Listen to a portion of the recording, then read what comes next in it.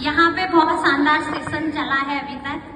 पहला सेशन था विजन के ऊपर, और सच में साथियों इस सिस्टम में जब हम आते हैं अगर हमारा विजन ही क्लियर नहीं है तो इससे आगे की यात्रा तो संभव है ही नहीं। दूसरा टॉपिक था लीडरशिप के ऊपर।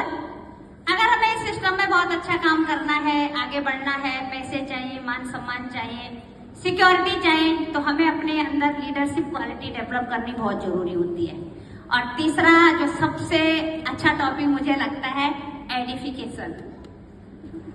विदाउट एडिफिकेशन तो हम इस सिस्टम में बड़ा काम कर भी नहीं सकते हैं, क्योंकि ये एडिफिकेशन का ही जादू है इस बिजनेस में कि जो अपने अपलाइन, अपनी लाइफ लाइन, अपनी क्रॉस लाइन, अपने प्रोडक्ट, अपने सिस्टम का एडिफिकेशन करना जान लेता है वो इस सिस्टम की बड़ी ऊंचाइयों तक पहुंच जाता है। तो जोरदार तालियां हो जाएं तीनों ग्रेट पर्सनैलिटियों को जिन्होंने इतने शानदार यहाँ पे टॉपिक रखे हैं।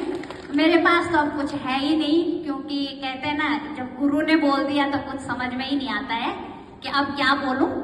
तो मेरा नाम सुषमा बिष्ट है। बेसिकली मैं रुद्रप्रयाग डिस्ट्रिक्ट की रहने वाली हूँ और वर्तमान में देहरादून में ही रहती हूँ।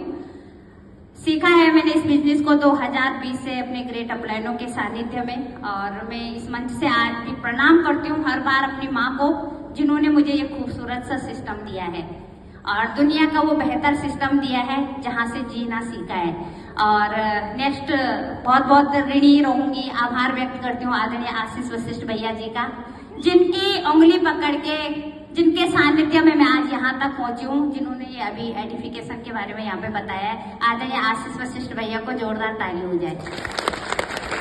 मेरे जीवन में बहुत बड़ा रोल है भैया का, क्योंकि अभी भैया ने मेरा एडिफिकेशन किया था, मैं कैसी थी।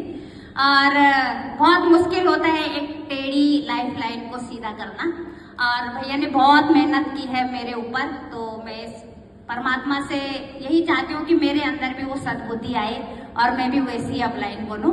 तो धन्यवाद भैया मेरे जीवन में आने के लिए, और एक मेंटोर के रूप में, एक बड़े भाई के रूप में, एक अपलाइन के रूप में, एक गुरु के रूप में, और मुझे ये सारी खुशी मिली है। थैंक यू भैया।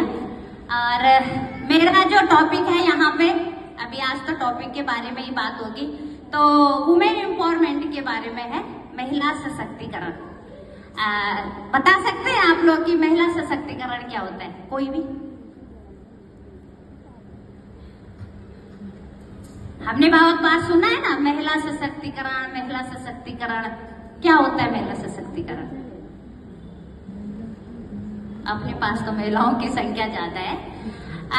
महिला का सशक्त होना ही महिला सशक्तिकरण है। और सच बताएं तो हमारे समाज में आज भी पुरुषों के मुकाबले महिलाओं को कम समझा जाता था, और मैं धन्यवाद करती हूँ आश्रम का, जिन्होंने महिलाओं को बहुत ज्यादा कोऑपरेट किया है। आज महिलाएं पुरुषों के मुकाबले ज्यादा उन्नति, ज्यादा प्रगति कर रही है, क्योंकि बहुत सारी ऐसी चीजें हैं हमारे आश्रम बिजनेस में जहाँ पे महिलाओं को सुटेबल होता है काम करने के लिए, आगे बढ़ने के लिए। और दो लाइन में जरूर बोलना चाहूंगी कि ये काम इतना कठिन भी नहीं है कि हम इसे सीख ना सके। ये काम इतना कठिन भी नहीं है कि हम इसे सीख ना सकें, और ये काम इतना सरल भी नहीं है कि हम बिना सीखे कामयाब हो जाए। ये बहुत जरूरी है। आज यहाँ पे सारे लीडर आए हैं, सारे सीखने वाले ही आए हैं, और बाय द वे कोई नया व्यक्ति भी आया है। समझ में नहीं आ रहा होगा कि यहाँ पे क्या हो रहा है, क्योंकि जो सेलिब्रेशन होता है, जो मेडल मिलते हैं, ट्रॉफियां मिलती हैं, ये इसी की देन है। जो लीडर इन चीजों को फॉलो करता है, एडिफिकेशन सीखता है, लीडरशिप सीखता है, विजन क्लियर करता है, एक दिन उसको ही मेडल, ट्रॉफी मिलती है। तो मेरा जो टॉपिक है वो महिला सशक्तिकरण को लेकर है। और भारत में 15 करोड़ महिलाएं ऐसी हैं जो पढ़ी लिखी हैं, लेकिन शादी के बाद उनके पास रोजगार का कोई साधन नहीं होता है। कितने लोग मानते हैं? आज हम अपनी बिटिया लोगों को पढ़ा रहे हैं, लेकिन मैंने अपने आसपास बहुत सारी ऐसी बहनों को देखा है जो जेएनएम करती हैं, एएनएम करती हैं, बहुत सारे कोर्स करती हैं, लेकिन जब उनके बच्चे हो जाते हैं वो घर बैठ जाते हैं। कितने लोग एग्री है? लेकिन आश्रम एकमात्र ऐसा बिजनेस है जहां हम कभी इसे छोड़ नहीं सकते हैं, यहाँ तक कि हमारे आने वाले बच्चों का भी भविष्य है।